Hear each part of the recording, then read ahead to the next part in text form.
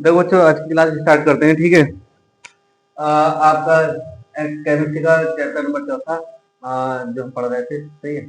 और आज हम पढ़ेंगे बेटा अमोनिया अणु NH3 का निर्माण, इसके अणु का। पहली बात करते हैं नाइट्रोजन। नाइट्रोजन परमाणु क्रमांक कितना होता है बेटा? नाइट्रोजन नाइट्रोजन परमाणु क्रमांक होता है बेटा 7, सही है। इसका इलेक्ट्रॉनिक विन्यास कितना हो जाएगा? 2,5। इसके अंतिम क्वेश्चन कितने आ गए बेटा? 5 इलेक्ट्रॉन आ गए, ठीक है। और हाइड्रोजन का कितना होता है बेटा? 1 होता है। हाइड्रोजन का 1 होता है। इसका परमाणु क्रमांक, इसके अंतिम क्वेश्चन 1 होता है। मैंने बताया था बेटा, आपको पहले ही बता चुका हूँ। हाइड्रोजन को छोड़ के बाकी जितने भी परमाणु सब अपने अंतिम क्वेश्चन कितने 8 इलेक्ट्रॉन प्राप्त करना चाहते हैं। 8 इलेक्ट्रॉन प्राप्त करने के बाद ये क्या अक्रिय होना चाहते हैं, अपनी गैस को अपने आप प्राप्त करना चाहते हैं, यानी स्थायी होना चाहते हैं। तो भाई नाइट्रोजन तो अपने अंतिम क्वेश्चन कितने 8 इलेक्ट्रॉन करेगा, हाइड्रोजन कितने करेगा? 2 करेगा। तो अब देखते हैं ये कैसे कैसे साझा करेंगे, ठीक है। तो बात करते हैं, देखो नाइट्रोजन कितने हैं अंतिम क्वेश्चन 5, तो हम 5 बना देंगे। 1 2 3 4 5 हो गया, इसके 5 हो गए। और अब बात करें हाइड्रोजन। हाइड्रोजन कितने? 1 होता है 1। अब देखो कितने 3 इसके लगेंगे। आप 3 चाहे अलग अलग लगा सकते हो या वरना यहाँ पर 3 लिख सकते हो। मैंने अलग अलग लगा कर ही बताया है और वैसे भी बताया है, ठीक है। तो हमने क्या कर दिया, इसका ये लिख दिया, ठीक। अब क्या करेंगे, इसका संयोग कराएंगे, मतलब साझा कराएंगे। साझा कराएंगे तो क्या हुआ, ये एस रख दिया हमने। और इसके दो एक इलेक्ट्रॉन यहाँ रखा, एक यहाँ रखा, एक यहाँ रखा। और हाइड्रोजन का एक ये ले आए और एक हाइड्रोजन का ये ले आए, ठीक है। ये दो हो गए। इसका भी आपका हाइड्रोजन का एक ये ले आए, सही। आप देखो ये देखो, इससे साझा कर लिया, इससे दो हो गए। इससे इसका साझा कर लिया, ये दो हो गए। इससे इसका साझा कर लिया, ये दो हो गए। और नाइट्रोजन के दो बच्चे को हमने नहीं लिख दिए।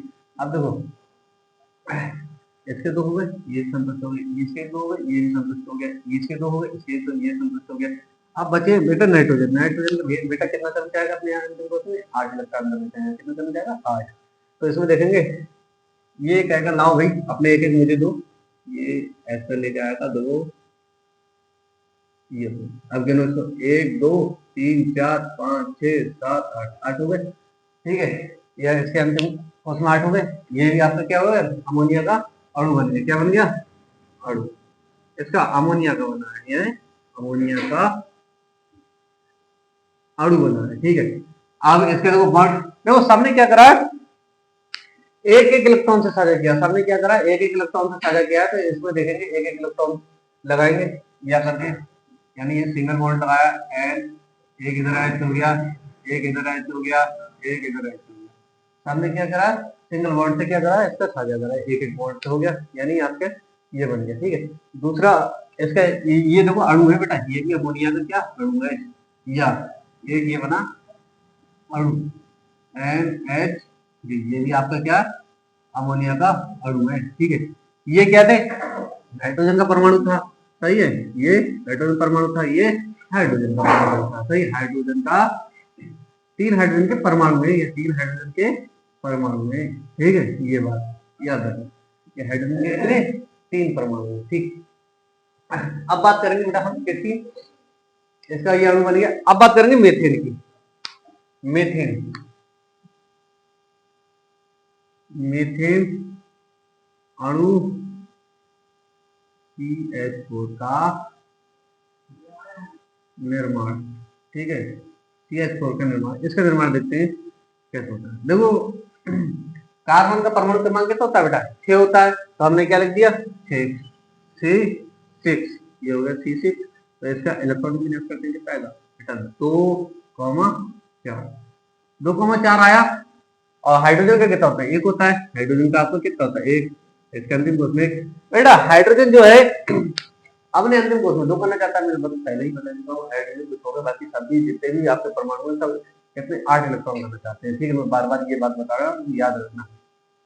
हाइड्रोजन को छोड़कर बाकी जितने भी परमाणु सब अपने अंतिम क्वेश्चन कितना करेंगे? 8 करेंगे। तो जाहिर है मेथेन वो कार्बन कितने करेगा बेटा? आपके कितने 8 करेगा। तो इसके अंतिम क्वेश्चन 4 है, तो ये 4 कहेगा भाई 4 अपने दो कम होगा। तो हमने यहाँ पर देखो सी, इसके हमने 4 लिख दिए, 1 2 3 4 हो गए। अब हाइड्रोजन का एक हमने हाइड्रोजन इधर दिखाया, एक हाइड्रोजन इधर दिखाया, एक हाइड्रोजन इधर दिखा दिया।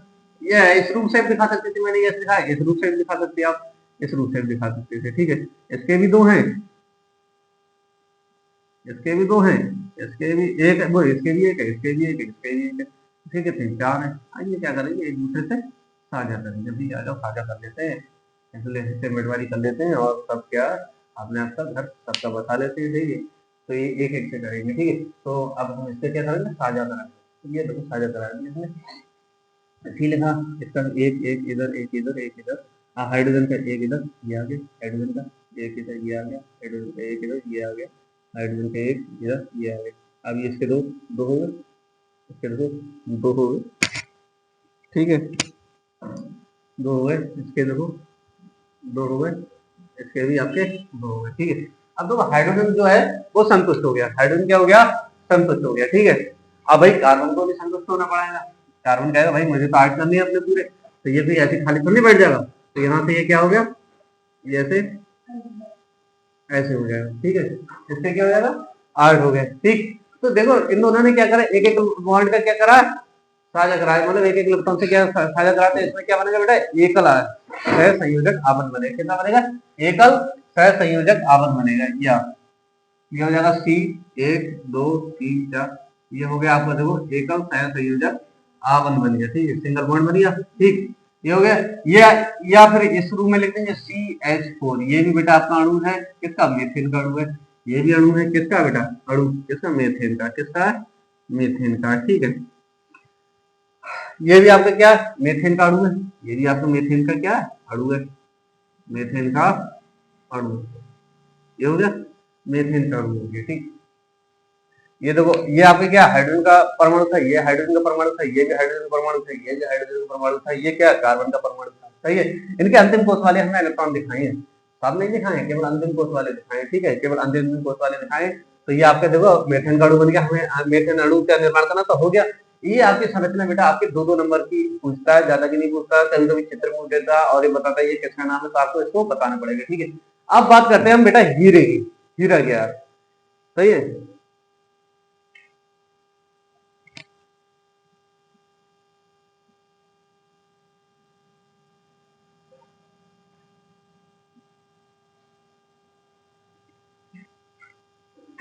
हीरे की बात करते हैं, यानी डायमंड, डायमंड क्या चीज है उसकी बात करते हैं जरा।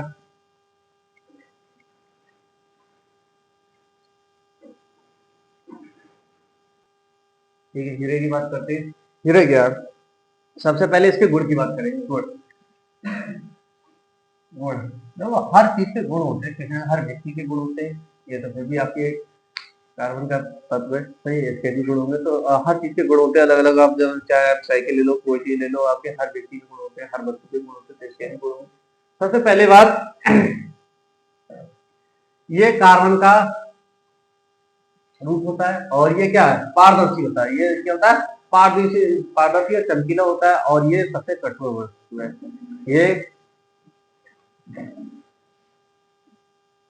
ये है पारदर्शी, रंगहीन, रंगहीन तथा कठोर पदार्थ है, ठीक है, रंगहीन है, पहली बात पारदर्शी भी, रंगीन इसका कोई रंग नहीं होता है, पहली बात ये याद रखना, और ये पारदर्शी होता है, मतलब इसमें प्रकाश जो होता है आर पार गुजर जाता है, और ये क्या कठोर है, सबसे क्या है, कठोर है, ये बात याद रखना, ठीक है। नंबर दो, यह ऊष्मा और विद्युत का कुचालक होता है, क्या होगा,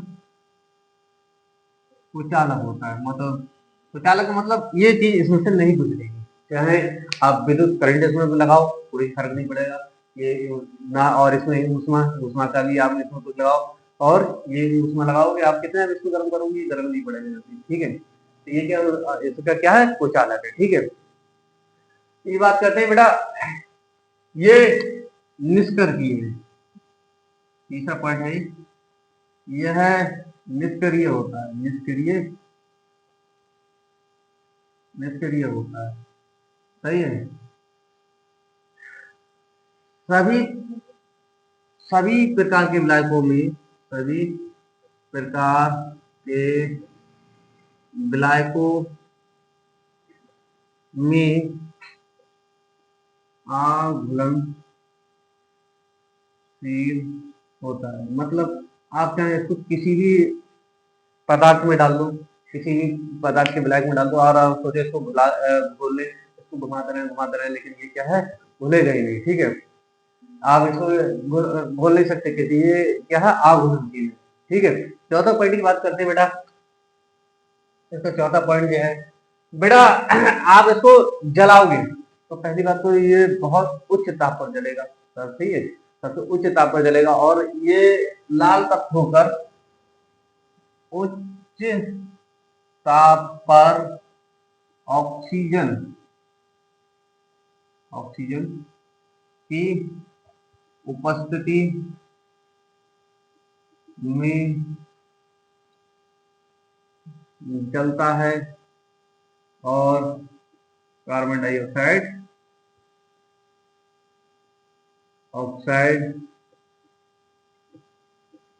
गैस निकलती है। ठीक है, पहली बात ये जलेगा उच्च ताप पर जलेगा, लाल तत्व पर उच्च ताप पर जलेगा, लाल तत्व पर उच्च ताप पर जलेगा, वो भी क्या, ऑक्सीजन की उपस्थिति में जलेगा और जलेगा केवल इससे केवल कार्बन डाइऑक्साइड गैस निकलेगी, इसके अलावा इसमें कुछ भी नहीं निकलेगा। ठीक है, पांचवी बात की बात करते हैं बेटा, इसका अपवर्तनांक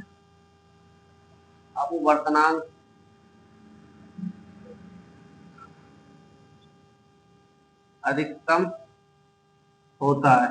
बेटा अगर इसका अपवर्तनांक अधिकतम नहीं होता तो ये क्या चमकता है, अपवर्तनांक अधिकतम होता है इसलिए ये क्या चमकता है। प्रकाश छोड़ते हैं तो ये प्रकाश को चारों तरफ फैला देता है, ये क्या प्रकाश का अपवर्तनांक, इसका अपवर्तनांक अधिक है इसलिए ये क्या अधिकतम क्या चमकता है। ठीक है, अगला बात करते हैं बेटा इसकी संरचना की। देखो संरचना मैंने बताया था कार्बन ही है, नीरज जो आपका कार्बन होता है। ठीक है, इसका चारों इसके इलेक्ट्रॉन जो होते हैं दूसरे कार्बन परमाणु के साथ मजबूत यानी एकल प्रबल एकल आबंध बनाते हैं, यानी एक प्रबल एकल सहसंयोजक आबंध बनाते हैं। ठीक है, ये याद रखना है, जिसके कारण इसकी संरचना कैसी होती है, त्रिविमीय होती है, यानी त्रिविमीय क्रिस्टलीय के रूप में होता है। ठीक है, इसके डायग्राम की बात करते हैं बेटा, डायग्राम देखो इसका कैसा होता है बेटा,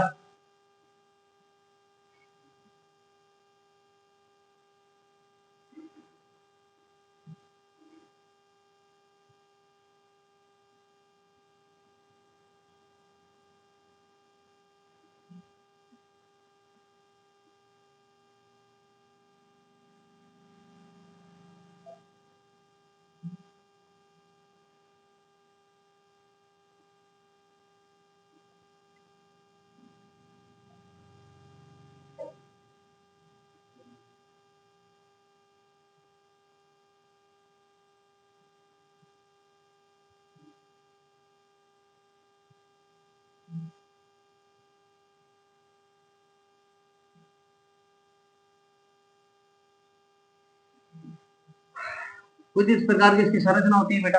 ठीक है, कुछ इस प्रकार की इसकी क्या होती है, संरचना होती है।